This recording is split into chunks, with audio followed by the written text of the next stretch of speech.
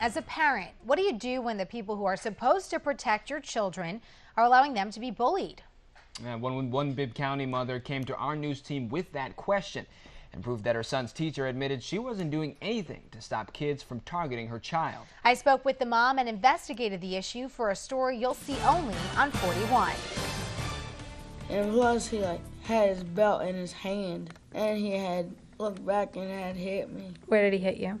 Right about here. His arm may have healed, but Jane Duncan says the damage done to her 9-year-old son Jakari goes much deeper. Last year, his first at Burgard Elementary, Duncan tells us her son was physically and verbally harassed. It was several kids in his classroom, kids in the hallway that he didn't know, older kids in the lunchroom.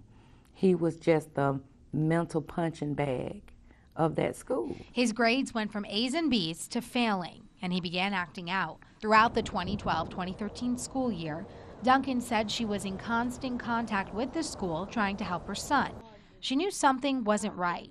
Jakari transferred to Elam Alexander in April of that year. This past August, in a meeting with her son's former teacher, Duncan learned her mother's instinct was spot on. Initially, I stated to her that my son felt she could not keep him safe.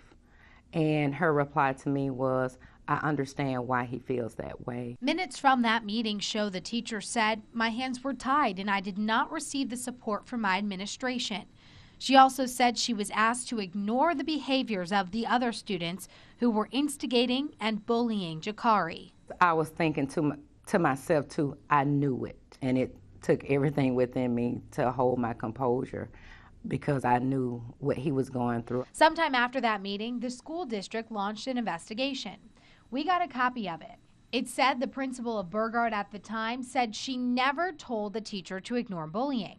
The teacher said her statement in that meeting was misunderstood. It's a statement that stands alone.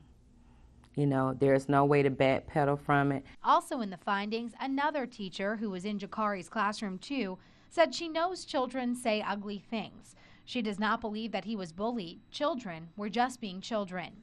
So what is bullying then? Here's how the school district's lead psychologist described it. You look for that sense of power of one child over another, that threatening intimidation piece of things. Duncan has no doubt the kids at school intimidated her son. Every morning when he got up to go to school, he knew that he was getting ready to walk into an emotional battlefield. But that's not the conclusion the school district came to. Its investigation found Jakari's teacher gave misleading information, but no rules, laws, or standards were violated. And the school said it is unsubstantiated that he was bullied. We had several questions about this investigation and its findings, so we reached out to the school district. We were told Dr. Steve Smith, the superintendent, would be conducting his own investigation based in part on our questions. A few weeks later, we got this response from the district. Dr. Smith did indeed conduct his own investigation of the situation.